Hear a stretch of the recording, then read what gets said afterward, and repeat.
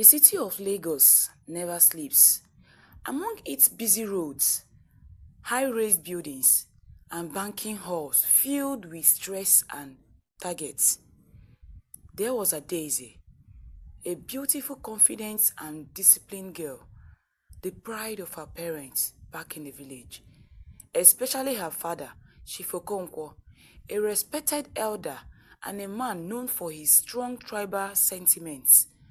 Adaeze had sworn never to mix love and work, but fate had other plans for her.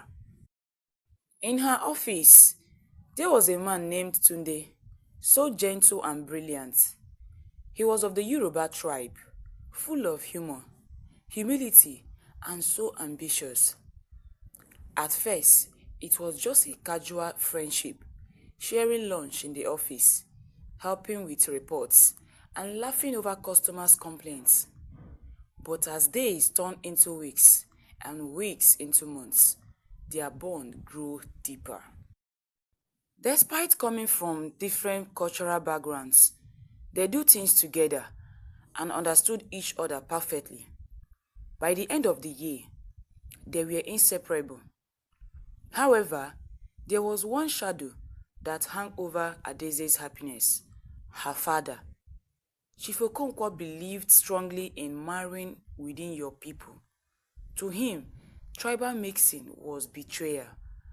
Adaeze knew introducing Tunde to her parents would turn into Second World War, but she always prayed that her father would accept him. Ada, our holiday is for 1 week. How about we go visit your parents this celebration holiday? Let's go to your village this Christmas. I'm ready to do this, Tunde suggested, looking very happy. Adaeze hesitated, but she agreed and worried for him, with excitement and fear battling in her heart. The next 3 days, she traveled with him to the east. On their way to the village, Tunde was very excited, not knowing the kind of people or energy that awaits him. They shared roasted corn and pear during their journey. They discussed a lot of things about their future, but in Adaeze's heart, she rehearsed answers to the tons of questions she was about to face from her parents. When they arrived at the village, her mother welcomed them warmly. She was kind-hearted and quickly noticed how Tunde greeted her like the Yorubas, respectful and well-mannered. This one is a Yoruba man. Adaeze, come here. Who is he looking for in our village? Mama Ada asked, trying to crack jokes while smiling. Adaeze nearly wished the ground could open and swallow her, but she had no option than to face her mother's questions. Mama, his name is Tunde. He's my colleague at work and my boyfriend. Her mother was shocked, and she Shifokonkwo, her father, the moment he heard what Adaeze just said and Tunde's Yoruba accent, his smile disappeared as he was walking towards where they are. Adaeze, is this the man you brought to me? An outsider, a Yoruba man. Bia, why didn't you tell me on the phone that he wasn't from the east, Anambra to be precise? Mama Ada tries to calm her father down. My husband, please, let us allow them to rest first. Maybe he is not her man, right? I think it's a prank, Mama Ada asked her daughter Adaeze, smiling as she continued peeling her egusi. Adaeze, are you trying to insult me and your mother? A red cap chief like me.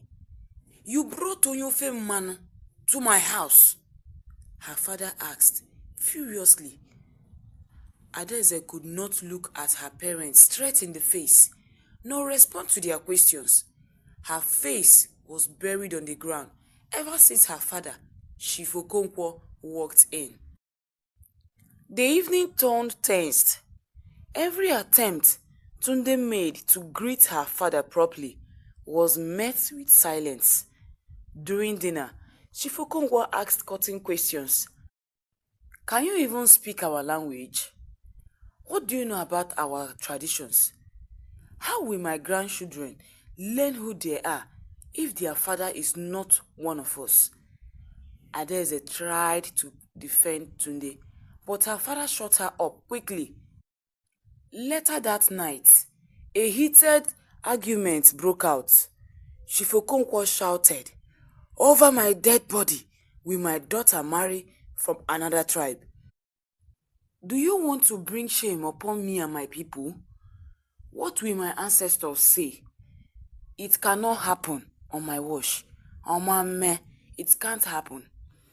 Adaeze in tears as she replied her father, "But Papa, I love him, and love has no tribe. Tunde respects me, supports me, and loves me very well. Isn't that what matters? Is it not better than marrying someone from my tribe who doesn't love me and treats me badly?" Chief Okonkwo almost threw his walking stick at her, but was held back by his wife.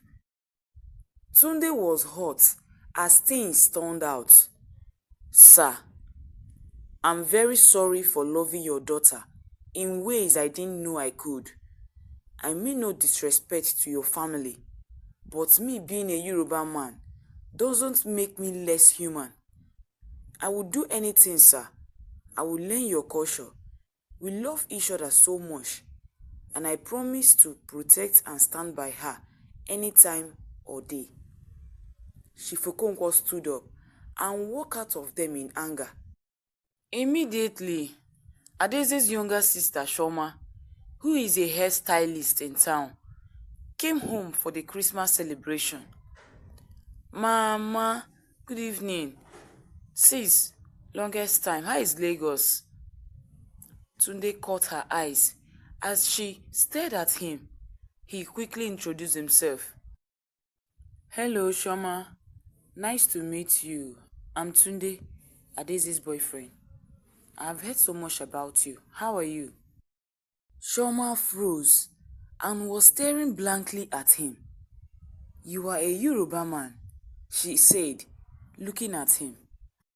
"Ah, yes," Tunde responded firmly. Shoma turned and looked at her sister and mother. "Sister, what happened to Richard, your boyfriend? Did you break up with him?" "Shoma, that is him now. His English name is Richard," Adaeze responded, looking very tired and weak. Shoma leaned closer to her mother and whispered, "Adaeze, your daughter is dating a Yoruba man. What did Papa say when he found out?" she asked, smiling. But her mother looked at her with a bombastic side eyes and left them at the sitting room. She went straight into the kitchen, and in a few minutes she shouted, "Shoma, go and drop your bags, freshen up, and come join me in the kitchen right now." When all that was happening, their neighbors heard everything. They were all murmuring at the backyard. But when Mama Ada made some noise, everywhere went silent. The next day, an elder, a good friend of Chief Okonkwo in the village, visited their house. He overheard the quarrel and came to talk to his friend. "Chief, my good friend, I greet you. In the days of our fathers, marriage was for family names, but in these days, marriage is for love and understanding. Hatred between different tribes in Nigeria has destroyed many lives in the past and even in our present days. So do not destroy your daughter's happiness with the same poison. It's true that we all want our children to marry from our tribe, but what if the man for her isn't from our tribe?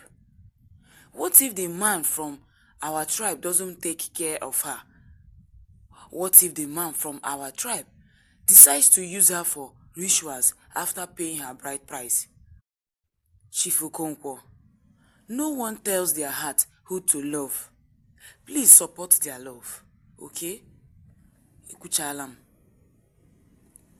Chief Okonkwo nods his head like that of a lizard. My good friend Eze, I have heard what you say. Let me think about this, okay? The next day, Chief Okonkwo asked Tunde to join him for a walk around the village.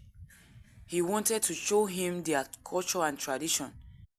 That day was a market day, and their village masquerade was out chasing people. Tunde didn't know what was going on until the masquerade got closer to him and used the spanker on him. He wiped him so bad that Tunde ran for his dear life, crying like a baby. While Chief Okonkwo danced with the masquerade and praised him for doing a good job. Tunde managed to locate his way back. Adaeze saw him crying. T, what happened? Why are you crying? Where is my father? Your father set me up with your village masquerade. Ada, what did I do to him? Adaeze was shocked and felt bad for him. I knew something like this would happen, she murmured as she helped him apply treatments on it. That evening, Chief Okonkwo returned home, sat with his wife on the corridor, licking orange that she had peeled for him, and acted like nothing happened. Adaeze couldn't be quiet about it and confronted her father. Papa, how could you do this to Tunde? How could you be this wicked? Mama Ada was confused on the attack at her husband. Hey, will you shut your mouth or I will shut it for you now? When did you start talking to your father in that tone? In Apuala? Chief Okonkwo, who was quiet the whole time, stood up and took one glance at Ada. You see, he have not even married you yet. And now, he has turned my daughter against me. You can't marry him, oh. He went into his room angrily. Mama Ada looked at her as well. I'm very disappointed in you, Adaeze, she said as she walked away. Adaeze stood there and was crying sadly. Her sister Shoma came and comforted her. It's all right, Ada. Don't mind Papa and Mama. See, I support you 100%. At least, now, anything I do, I will not be tagged the stubborn daughter. They both laughed. Today was at the corner, listening to their discussion. 2 days later, Chief Okonkwo was at his yam barn when a poisonous snake bit him on his leg, and there was nobody home to help him but Tunde. As he screamed and called out for help, "Ewo, somebody help me oh!" Tunde heard him shouting and rushed out to help him. Luckily for him, Tunde saw the snake and killed it before it bit him again, and quickly tied something around his leg so the poison won't spread to other parts of his body, then carried him inside the house. And immediately, he went into the bush and picked out some leaves, squeezed them and applied it on the affected parts. When everyone returned home and heard all that has happened when they were away, they got scared. My son, thank you for taking care of my husband. Mama Ada thanks Tunde earnestly. Adaeze and Shoma smiled and thanked him as well. During dinner that night, Chief Okonkwo woke up, drank his medicine. He was feeling better. He called for Tunde. For the first time, Tunde came into his bedroom and sat down. Tunde, I want to thank you specially for coming to my rescue this morning. That black mamba is one of the deadliest snakes in the world, he said. Tunde smiled. Papa, I stayed with my grandfather while growing up. He taught me well in roots and herbs, he responded. Chief Okonkwo kept eye contact with his wife. And I also want to apologize for the way I treated you ever since you visited our village. These words touched everyone. Even Mama Ada added softly, "What unites people is not the language they speak, but the love they share in their hearts." Tunde, with humility, promised, "Sir, I may not be from your tribe, but I will honor your daughter, respect your family, and raise your grandchildren to know both her culture and mine." Chief Okonkwo was silent for a long time. His pride battled with his love for his daughter. At last, he sighed deeply. "If you truly love my daughter, then prove it. Respect her, protect her, and don't let her regret ever choosing you." Adaeze's tears turned into smiles as she hugged her father for the first time since she returned home for Christmas. From that night, Tunde felt accepted and part of the family. That Christmas became more fun, uniting and blending two cultures into one. Love has no tribal boundaries. Love should not be caged by tribal or ethnic differences. A man's tribe or tongue does not determine his capacity to love or respect or to build a peaceful home. What matters is the heart and the values he carries. Tribalism destroys unity. When parents forces tribal lines into relationships, they plant seeds of division in the hearts of their children. Tribalism blinds families from seeing the goodness in others and creates unnecessary hostility. True progress as a people comes only when we rise above those boundaries. Parents should put their children's happiness above pride. Chief Okonkwo's struggle is the struggle of many parents, clinging to outdated traditions out of fear for shame. But no tradition is worth the tears of a child. A wise parent seeks peace and happiness for their children, not the approval of society. Unity begins with families. If families embrace diversity, then communities, states, and nations will embrace peace. The world becomes stronger when two different cultures unite in love, creating children who are bridges between tribes, not walls. Character is greater than culture. The story highlights that being from the same tribe does not guarantee kindness, faithfulness, or respect in marriage. It is a person's character that sustains a relationship. A good spouse from another tribe is better than a bad spouse from one's own tribe. Humility can melt even the hardest heart. Tunde did not fight Chief Okonkwo with arrogance or pride. Instead, he used humility, respect, and patience. In life, humility often wins battles that force cannot. Respect speaks louder than argument. General wisdom must involve. The elder reminded Chief Okonkwo that times have changed. Traditions should not be chains that choke happiness. Every generation must evaluate which traditions build love and which ones destroys it, and choose wisely. True love builds bridges for the future. By accepting Tunde, Chief Okonkwo gave his family the gift of unity. Their children would carry both cultures, learning respect for diversity. This is the future of humanity, not division, but unity in difference. Thank you all for watching this video. I hope you love my stories. Please like my story and drop your comments to cheer me up. Please don't forget to share this video to your loved ones and subscribe to my channel for more exciting stories.